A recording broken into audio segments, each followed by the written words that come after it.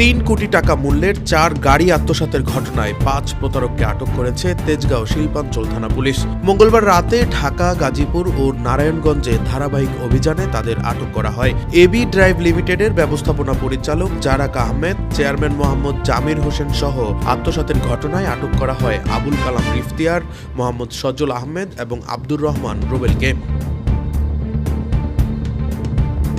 অভিযোগকারী গাড়ি ব্যবসায়ী ইমদাদুল হক জানান, 4টি গাড়ি বিক্রয়ের উদ্দেশ্যে অভিযুক্তদের শোরুমে পাঠানো হয়েছিল, কিন্তু পরবর্তীতে তারা গাড়ি ফেরত না দিয়ে আত্মসাৎ করেন। গোয়েন্দা তথ্যের ভিত্তিতে অভিযান চালিয়ে 4টি গাড়ি উদ্ধার করা হয়। উদ্ধারকৃত গাড়িগুলো হলো টয়োটা হেরিয়ার, টয়োটা ভেলভায়ার জিপ, টয়োটা স্কোয়ার মাইক্রোবাস এবং একটি টয়োটা এক্সিও প্রাইভেট কার। প্রতারণার ঘটনায় তেজগাঁও থানায় মামলা রুজু হয়েছে।